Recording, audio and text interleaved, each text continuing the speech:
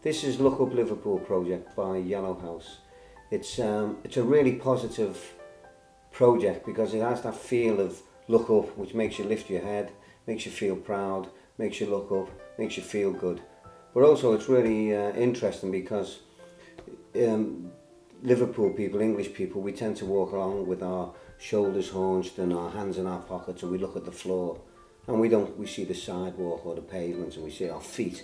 But if we look up, especially in a city like Liverpool, we see fantastic, wonderful, amazing images about Liverpool's history, Liverpool's past, Liverpool's greatness really. So it gave me a very simple idea. Look up Liverpool and let's see what we see, and then let's find out what we see. Let's find out more about what we've seen. So the idea was very simple.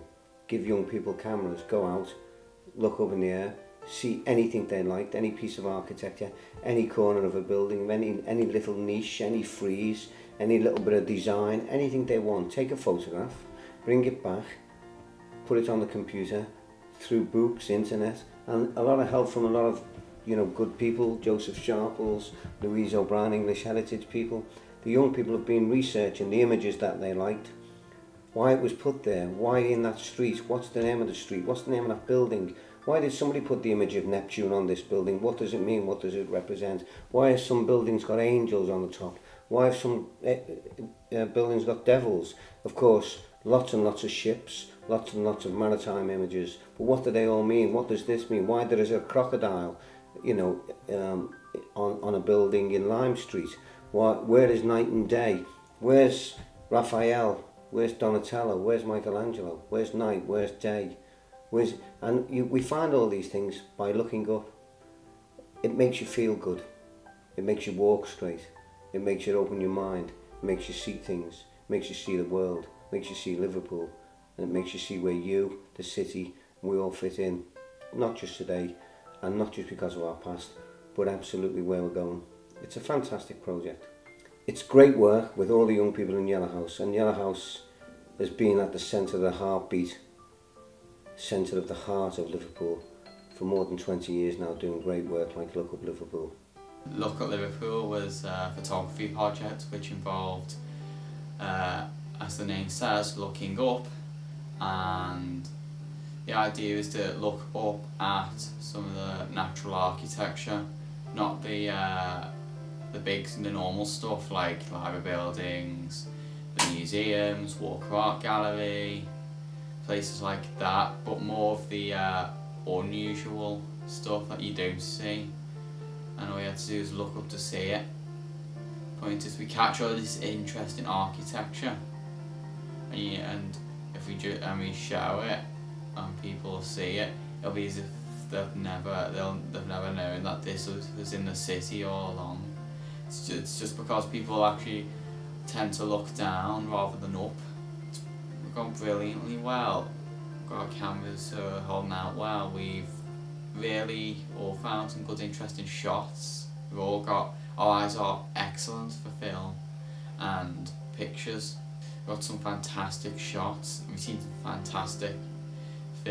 some fantastic architecture. We've even found some amazing facts about it. It's quite an interesting fact from looking in companies that they have architecture there and we don't notice it, but often we can get the records, that they'd have the records about what it was built. It's just the fact that they don't normally take the architecture that serious as much. They spend a lot on renovating buildings, but we've already got enough buildings around there to admire, so overall I think our project is hitting the button, as they say, and we having put this really pushed ourselves to a limit, because I think this is going to be one of our biggest things we've ever done, one of the hugest things we've ever done. For me, Look Up Liverpool has just been amazing because I've learned so much about the buildings and the history, and it's been really good because you've been able to speak to everyday people and you've told us stories about what it was like to work there and why different buildings closed, and you've been able to see all the changes in Liverpool over the years, not just through the actual architecture but through the people. And it's been really nice just to be able to find out what people wanted to change, and really to be able to learn about the architecture and why different buildings are built the way they are. It's made me proud of my city and proud to be part of your house, because without them, although it's called Look Up Liverpool, when you're out shopping and stuff, you don't actually look up. So now when I'm walking around, I'm like, oh yeah, and that's there because, and it's really strange because about 2 weeks ago I had like a 2-hour conversation about a building and my friend was like, how do you know all that? And I just didn't realise how much I learned, and it was really good. Well, Look Up Liverpool to me is looking at you know, the different buildings within Liverpool itself. By that I mean Look Up Liverpool is like you're looking up straight at the building, because very rarely people ever do that. If they ever do that, it's when they're visiting a foreign country.